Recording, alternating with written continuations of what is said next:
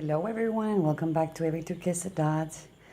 Okay guys, so I'm back and I'm gonna share just pieces of my loaded envelope because my kids have been sick. First it was Beatriz who had a serious cold, and now today I find out that Sebastian started getting a cough last night and it got worse and he has bronchitis. So we came back from the doctor today and I'm actually waiting to give him his second dose of medicine. So I just wanted to share this with you because I haven't been able to finish the whole thing, but I didn't want to keep you guys waiting any longer. And once I have it all together, I'll come back and show you like everything like assembled, like put into place. But okay, and then I'm gonna try this without Neptuno interrupting. I don't think he's gonna let me. So anyways, what I did was I bought a 6x9 envelope, and let me see if Neptuno will let me film. And I folded the cut part down, and what I did was I added, let me see if I can show you. I added lace after I had colored it. Are you serious? And I've added my papers. I added a little chain here to the edge just to finish off where the paper and the lace meet. And then the lace was added here and folded down, and I added some thicker chain here in another color. I've used different colors of chain since this is a steampunk. I don't think it really matters that I've mixed. I actually think it looks interesting. And then on the edge of that rolled out part, I've colored some flowers in gold and then in a rose gold. And I've also added this little light bulb, okay? Then the wings that you have seen on my previous video are the ones that I have here. I just placed them behind this dress form. So the top of the dress form has the light bulb, the two embossed and acrylic painted wings from the Tim Holtz die. Then the Tim Holtz die that I've cut down a little bit, and I've embossed it and then painted it with silver and then distressed it with a little copper. And then I have these chains hanging from it, and these chains are actually threaded through a spool that's behind here holding this lifted. So if I take these chains and I'm not gonna do it now, but if I take them off, actually I am gonna do it because it looks too cool not to share it. But one side has a little key with a crown on top, and the other side is holding the locket.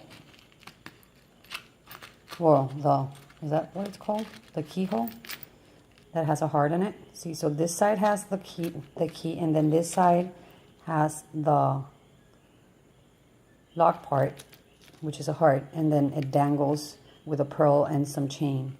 And you can actually, since it's threaded through the spool, you can actually move them like gears. But what I've done is I've tied them together here on the center of my dress form so that they are not dangling on the sides, but she will be able to do the playing with it. And then I've created a little pocket here with some paper and then lace on top. And then I'm gonna get closer so you can see the lace and then all of the things that I've added. I've added a little pen nib from Tim Holtz, some of the chain that Betsy had sent me. And then this is a little Tim Holtz, what do you call them, the washers? I've added a little teeny tiny gear there instead of a brad. There's actually 2 layers of watch gears. And then the nib, and then the chain goes around. I've played with that. And then these are wooden pieces that they had shared with me. I painted them, and then I've placed them here, and then the chain goes in and out and around.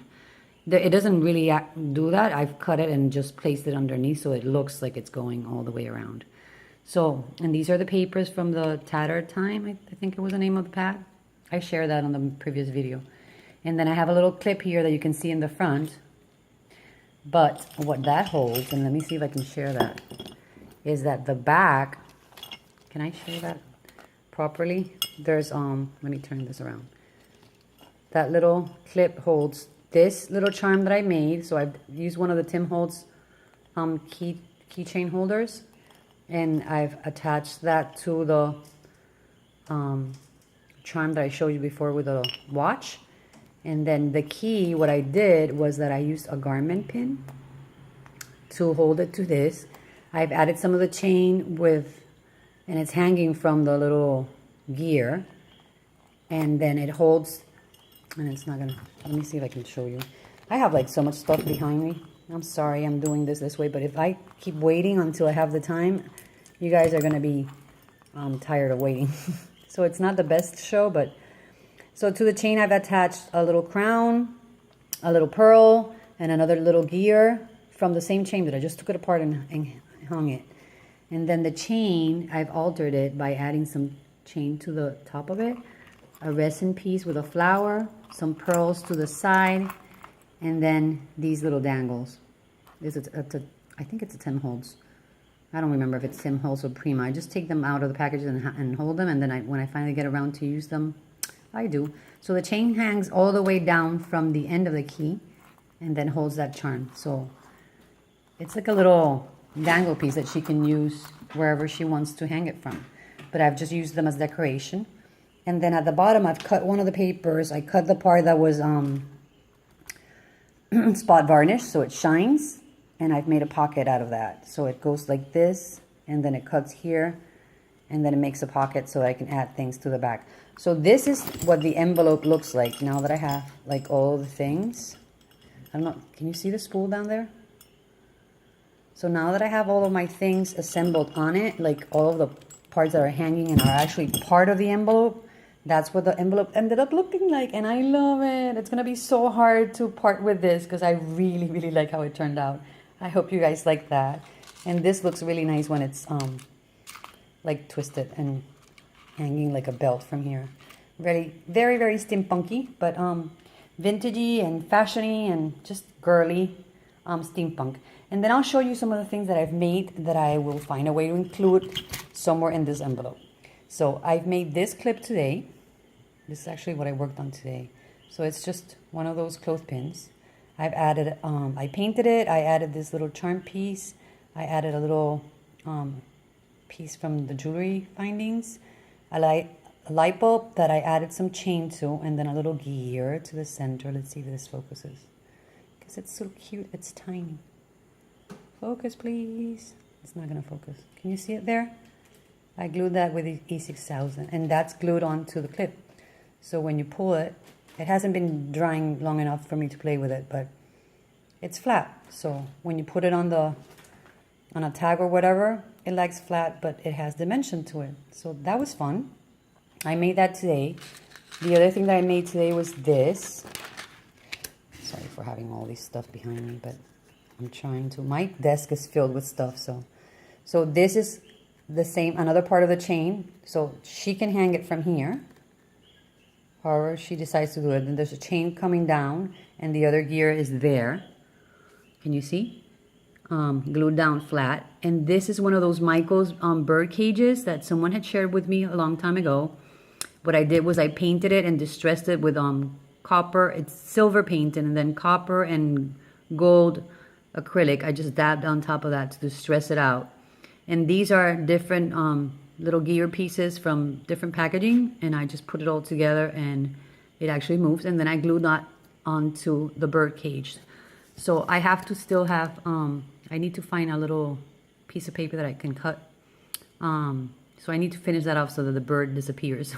But I'll be putting another circle back here so that it covers that bird and it looks finished from the back.